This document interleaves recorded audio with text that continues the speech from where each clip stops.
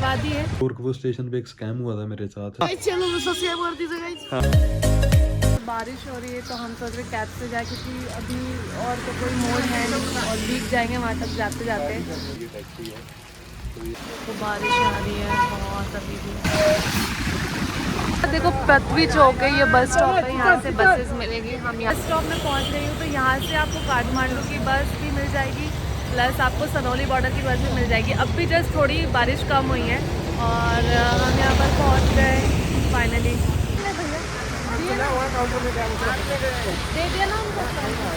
Public transport था और वो बहुत रुक रुक के जाती है। हम सोच रहे हम टूरिस्ट बस से ही जाएंगे क्योंकि लेट हो जाएंगे। यार फिलहाल तो मैं यहाँ चाय पीने के लिए आ गई हूँ, क्योंकि उसके बाद ही मेरा थोड़ा दिमाग चलेगा कि कैसे जाना है। लोकल बस थी ना, वो बोल रही थी 9 घंटे। अब हम जा रहे हैं टूरिस्ट बस के लिए। टूरिस्ट बस स्टॉप जहाँ से हमें बस मिलेगी, तो 7:30 की एक बस है। लेट्स सी कि वो निकली, तो एक बार पता कर लेते हैं।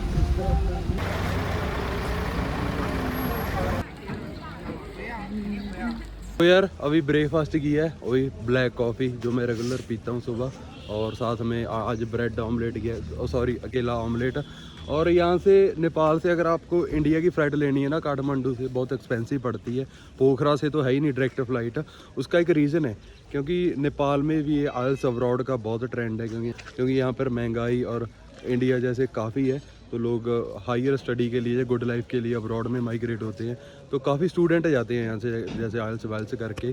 तो उनका जो ट्रांजिट रहता है कनाडा, यूएसए, यूरोप के लिए, वो इंडिया से रहता है। तो इसकी वजह से जो एयरलाइन वाली कंपनी है वो फेयर अप कर देती है। अगर आप इंडिया टू काठमांडू ट्रैवल कर रहे हैं तो आपको फ़्लाइट 5000 और 6000 के बीच में मिल जाएगी। तो ये टिप है, आप आना India to Nepal by flight easy रहेगा। 2 घंटे में दिल्ली टू काठमांडू पहुंच जाएंगे। और बैक जाना इंडिया बाय बस सस्ता रहेगा।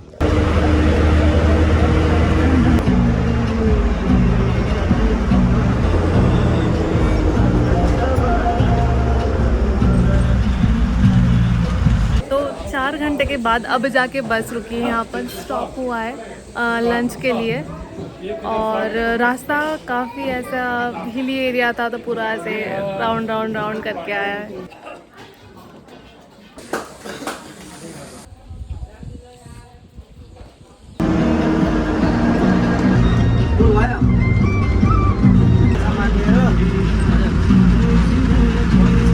स्कैन करवा लिया है, प्लस यहाँ पर हमने एंट्री भी करवा दी है।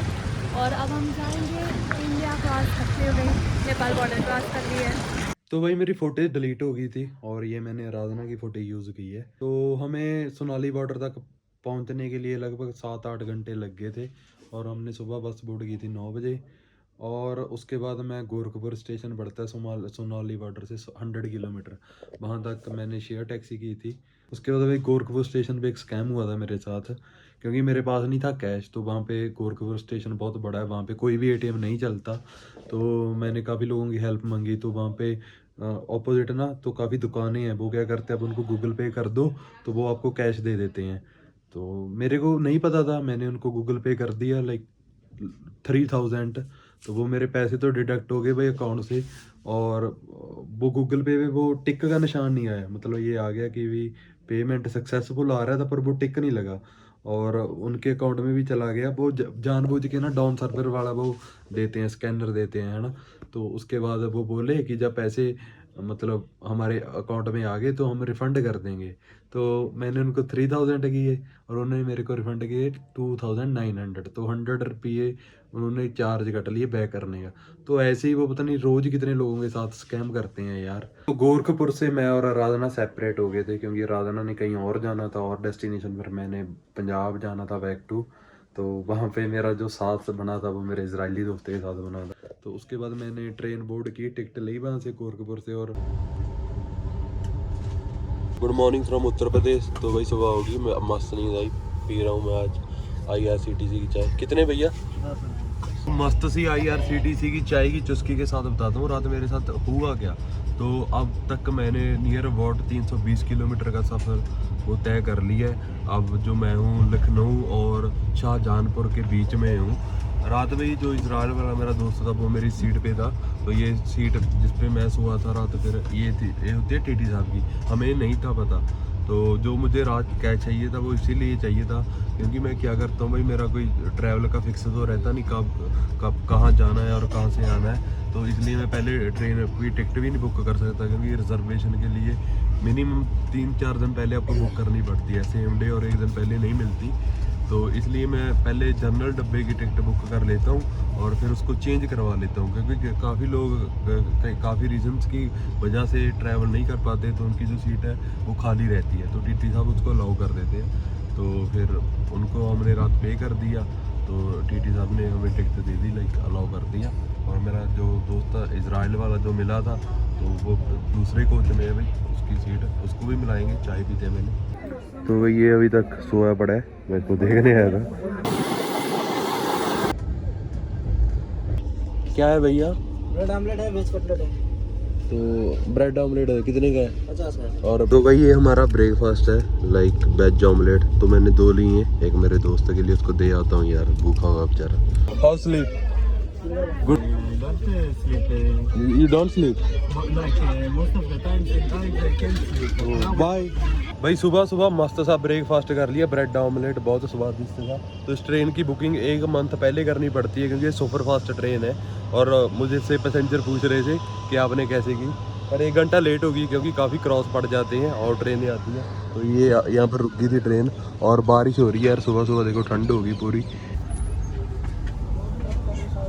तो भाई हम पहुंच गए बरेली उत्तर प्रदेश में, और सुबह के बज गए 9, 1 घंटा लेट होगी ट्रेन। तो पानी की बोतल ली है भाई यहाँ से, बरेली से हमने।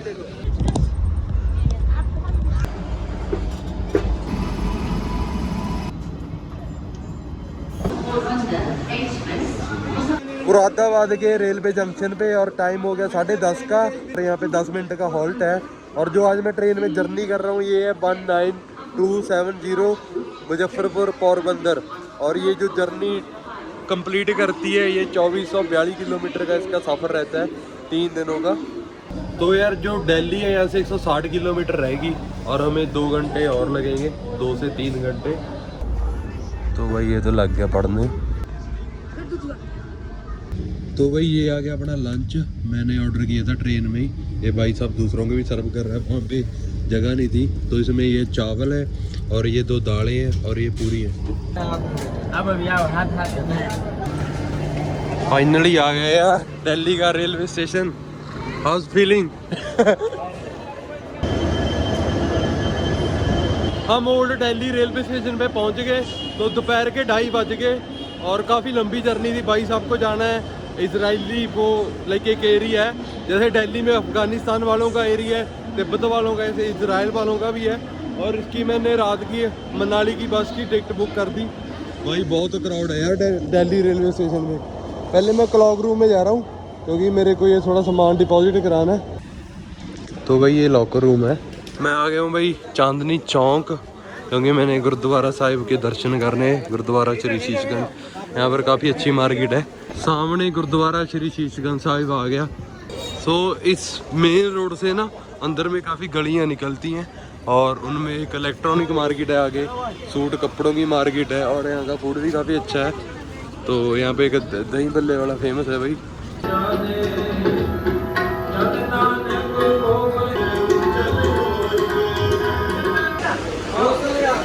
तो भाई मैं हूँ हल्दीराम के बीच का समोसा, 23 की कचौरी है, देख सोस की क्वालिटी मस्त लग रही है। हल्दीराम की मटर वाली कचौरी मुझे अच्छी लगी यार, समोसा ठीक था, एवरेज था, कोई इतना वो नहीं लगा कि स्पेशल हो कुछ। क्लॉक रूम से यार सामान ले आया है, जो अब मेरी ट्रेन है वो न्यू दिल्ली रेलवे स्टेशन से है। मैं आ गया यार न्यू दिल्ली रेलवे स्टेशन पे, और यहाँ पर KFC हल्दीराम फूड ट्रैक जो ऑफिशियल रेलवे का है, और डोमिनोज वगैरह आपको सब मिल जाएगा, सामने है।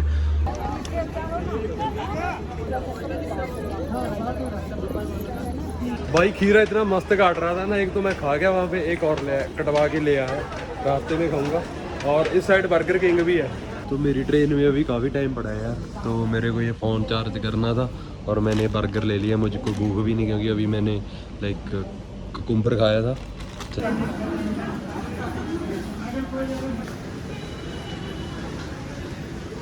भाई न्यू दिल्ली के रेलवे स्टेशन में हम एंटर कर गए, और मेरा प्लेटफॉर्म नंबर है 7।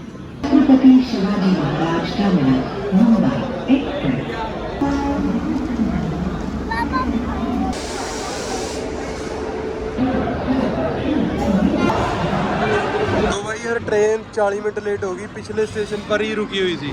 तो दिल्ली में यार बहुत टाइम लग जाता है।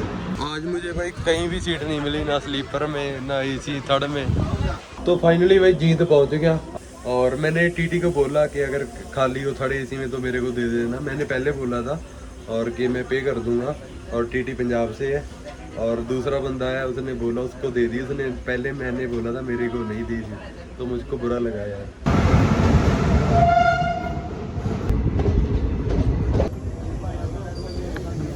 भाई फाइनली पहुंच गए आप जाखल।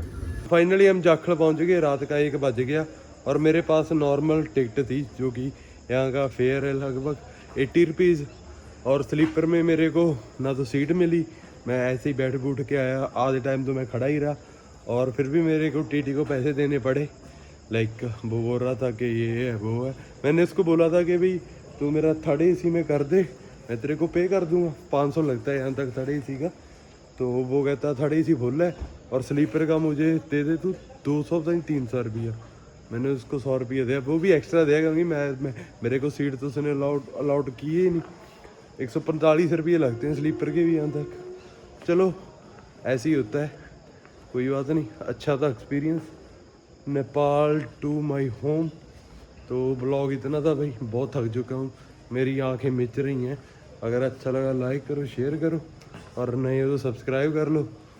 नई इंटरनेशनल ट्रिप हम जल्दी स्टार्ट करेंगे।